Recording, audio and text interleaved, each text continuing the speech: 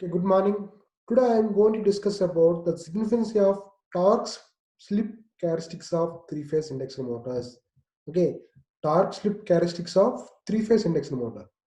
The torque slip curve for an induction motor gives us the information about the variation of torque with the slip.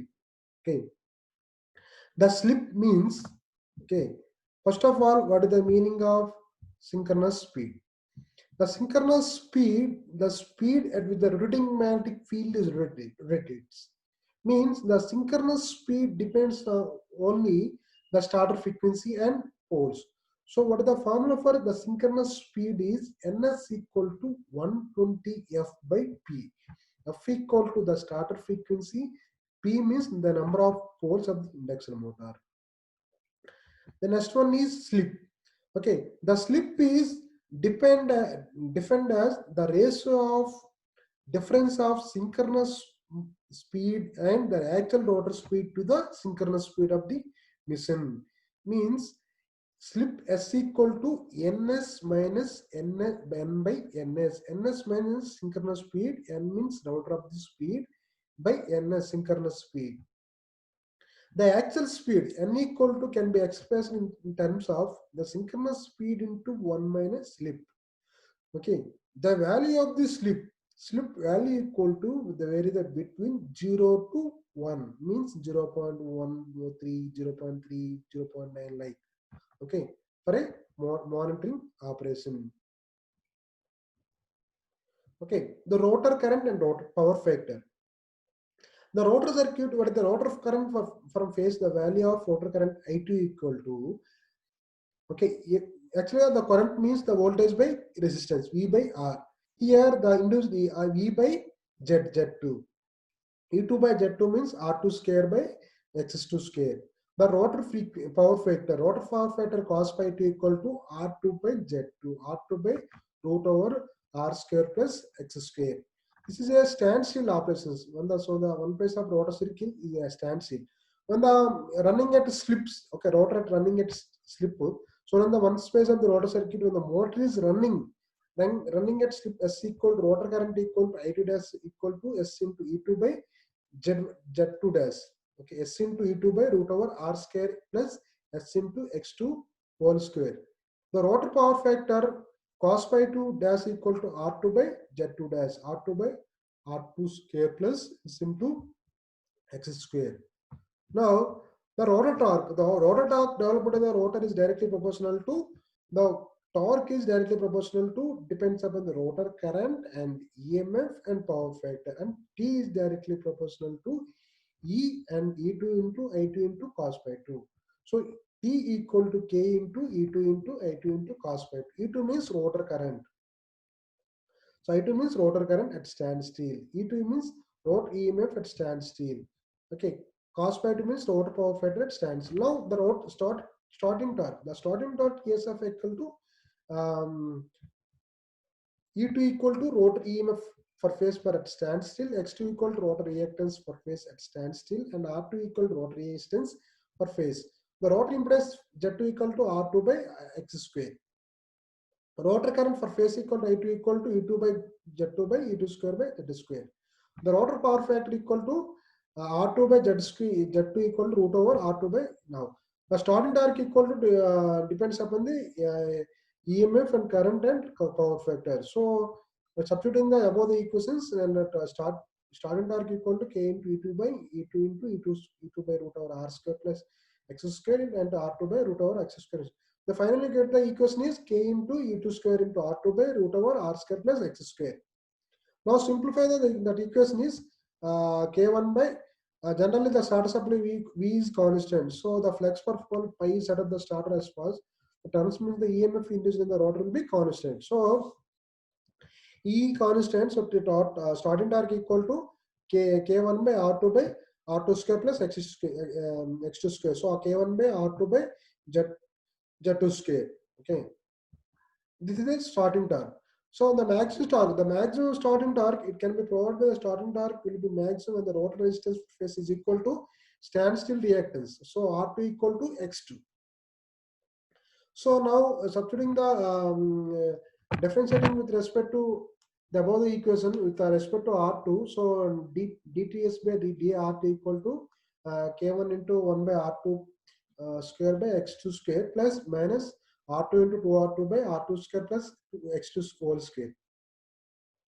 Okay, R2 by plus x2 whole square, 2R2. So R2 equal to x2. So when the condition for the magnetic torque is the rotor resistance is equal to the rotor reactance. Okay, now the torque under the torque under the running condition, the torque under standstill condition, starting torque equal to K1 by R2 by Z square. Okay, the condition torque under the running condition. Formula for the torque running torque equal to K1 into S into E2 square by R2 by R2 into plus X1 square, X2 whole square. Okay, the running torque equal to K2 into S into R2 by R2 square plus S into X2 whole square. So S means here the slip, K2 means another constant. So now the running torque is directly proportional to slip and rotor resistance, and inversely proportional to the impedance. Okay, and the starting torque is depends upon the directly proportional to rotor EMF and rotor current and power factor. The maximum torque at running condition, the maximum torque under starting condition, standstill condition is rotor resistance equal to rotor reactance. But when the maximum torque under the running condition is rotor resistance plus fraction slip into standstill reactance, R2 equal to S into X2. That is a condition which that condition is the another maximum torque is the torque is maximum. Okay. So this is called torque slip characteristics. Okay, the x-axis is slip, the y-axis torque. Okay, that motor under the running the condition is T equal to x2 in K2 into S into R2 by R2 square plus x square into x2. Okay, here the point OA. Okay, this OA is called as a stable region. Okay, and the AB is called as a unstable region. Actually, the curve can be described as there are three modes of operation. Okay, the first one is low slip region, medium slip region, and high slip region. Okay, this is a stable region. Okay, stable region. Okay, O2A, and here A to B is called as an unstable region. And this point A point is called as a maximum star. This point is called, this is a maximum star, and point B is called as a starting torque, and point C is called as a full load torque. Okay, this point is called as a slip. When the slip is S equal to 0, the torque is 0. When slip is increases, okay, when slip is increases, the torque will also increases. Okay, then the condition is occurs, the slip will be increases. When they reaches that maximum torque, the torque will also decreases. Okay. The curve drawn between the this curve drawn between the torque and slip power. Okay. Okay. If the curve is drawn between the torque and slip power, practical value of rotor resistance is R2. Okay. The graph is obtained is called as a torque slip characteristics. This graph between opponent is called as a torque slip characteristics. Okay. The figure shows this is a family of torque slip characteristics for a slip ring from 0 to and 1. Okay, the various values of rotor resistance. Okay. The following point may be noted carefully at S equal to 0, if S equal to 0 and T equal to 0. Okay, here this point. So the torque slip curve starting from this origin. Okay. At normal speed, the slip is small. Okay, so that the SX2. Okay, this is SX2 is negligible compared to the R2. So now the torque is directly proportional to slip by R2. Okay, the torque is directly proportional to the slip by R2. So the torque is directly proportional to slip. The torque is inversely proportional to resistance. Okay, hence the torque is slip curve is straightly line from zero slip to the slip corresponding. Okay.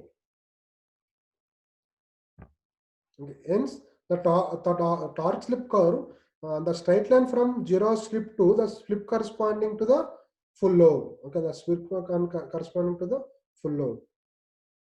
Okay, and the third point is as the slip increases here, and the slip is increases behind the full load, the slip, the torque is increases and become the maximum at S equal to R2 by X2. Okay, this point is called, this is a maximum torque. The maximum torque is equal to S equal to R2 by Sx2. Okay, and this is a maximum torque is induction motor is called as a full load torque. This torque is also called as full load torque. Okay, and the torque and or break down the torque. This is also called as full load torque and break down the torque. And okay, as the slip is increases behind the full load slip, the torque is increases and becomes the maximum torque at S equal to R2 by X2. Okay, this is a maximum torque. This maximum torque of the induction motor is also called as full load torque and breakdown torque. Okay, and this value of the at least twice of the full load value, the motor is operated rated voltage and frequency, and the slip is increases 0 to 1 behind the corresponding maximum torque. The term S square and X2 square is increases very rapidly. So R2 is maybe neglected as a component of S into R2 square. So as T is directly proportional to S by T is directly proportional to S by S square into X square. So T is directly proportional to 1 by S. Here X2 is negligible. So the torque now inversely proportional to the slip. So the torque is inversely proportional to the slip. However, torque slip curve is called as a rectangle curve. This is a torque slip curve also called as a rectangle curve. The maximum torque is remains in the same independent value of the rotor resistance. Therefore, the addition of the resistance of the rotor circuit does not change the value of the maximum torque.